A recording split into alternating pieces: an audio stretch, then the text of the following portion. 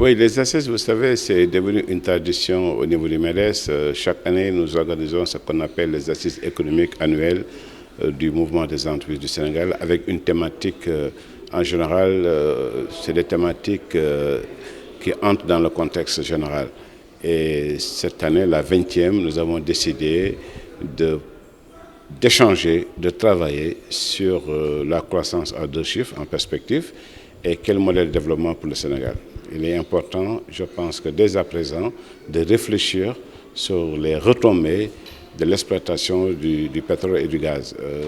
Vous avez entendu dans mon discours d'ouverture, j'ai parlé des exemples des pays comme le Nigeria, comme l'Angola, comme le Gabon, où il y a énormément de problèmes. Aujourd'hui, le Nigeria est le premier producteur de pétrole avec plus de 2 millions de barils par jour. Mais si vous allez au Nigeria, il n'y a pratiquement pas d'électricité, tout est cher et autres. Donc, pour éviter ces pièges au Sénégal, nous avons décidé aujourd'hui, avec les pouvoirs publics, avec le secteur privé dans son ensemble, ainsi que les partenaires techniques et financiers du Sénégal, d'échanger et d'essayer de tirer donc un bilan et un rapport que nous allons remettre au chef de l'État, au gouvernement, à nos partenaires techniques, aux institutions internationales pour leur dire voici la vision du secteur privé par rapport à l'exploitation du gaz et du pétrole et surtout par rapport à la croissance à 2 chiffres. Ce sera la première fois que le Sénégal va atteindre une croissance à 2 chiffres dans moins de 2 ans.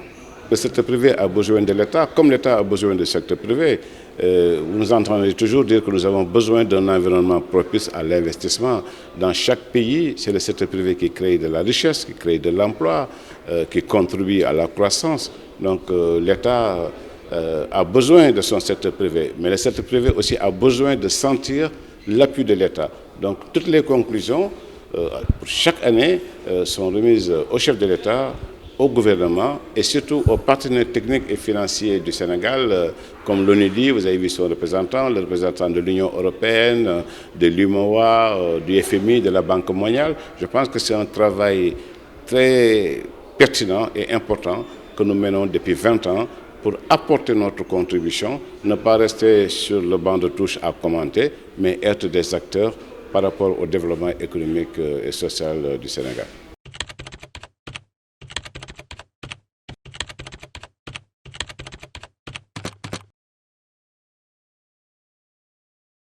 Le secteur privé, vous savez, ces difficultés sont toujours récurrentes, c'est les mêmes depuis 20 ans, 30 ans.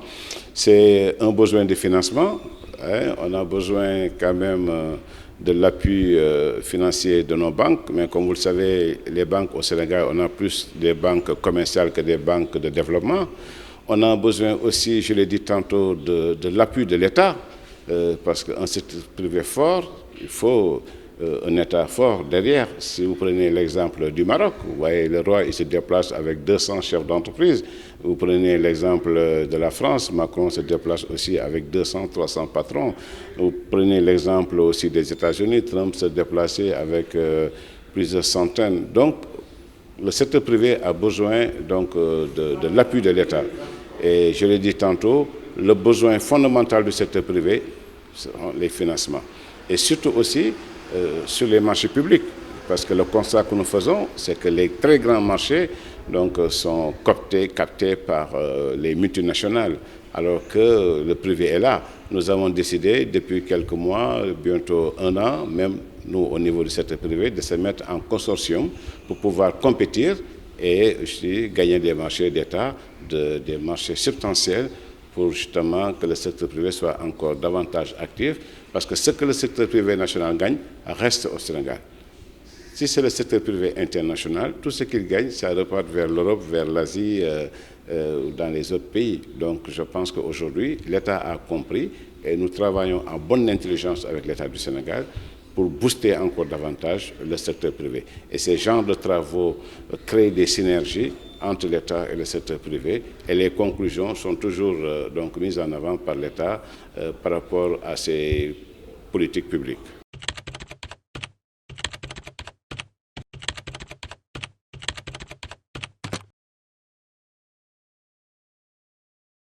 Vous savez, le MEDES a 20 ans, 21 ans même aujourd'hui. Donc c'est une jeune organisation, mais qui a mûri très vite.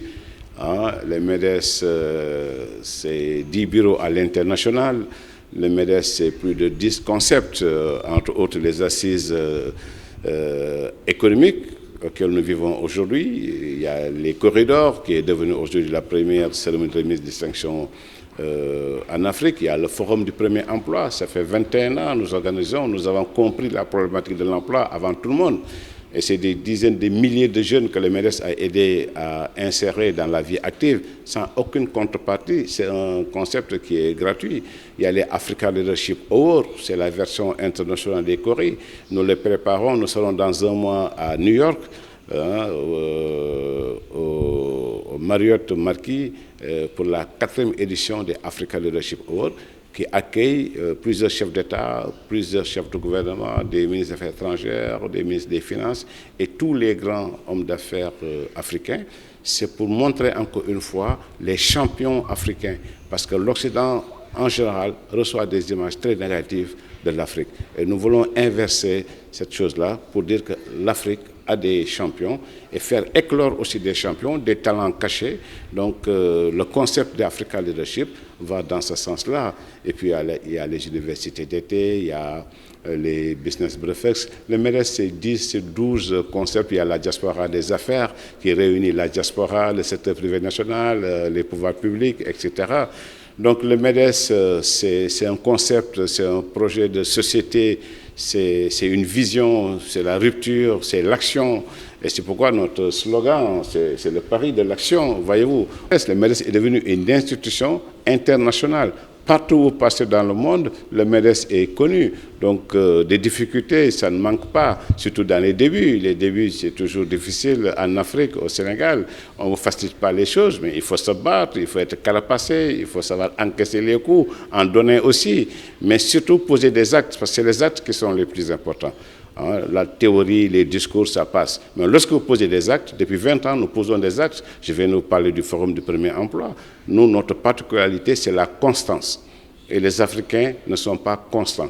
Ils font un truc 1 an, 2 ans, 3 ans, ils passent à autre chose. Ça fait 20 ans que nous organisons le Forum du premier emploi. Ça fait 20 ans, comme vous l'avez dit, nous organisons les assises économiques.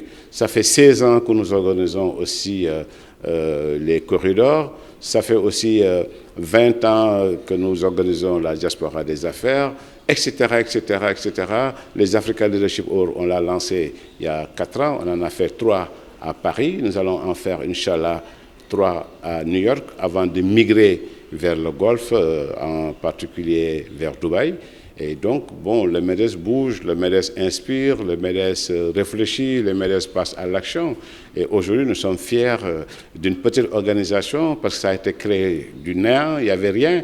Et on a mis les fondements, on a mis le rez-de-chaussée, le premier étage, deuxième. Et aujourd'hui, c'est devenu un building. Donc, c'est une fierté pour nous tous et pour tous ceux qui ont contribué.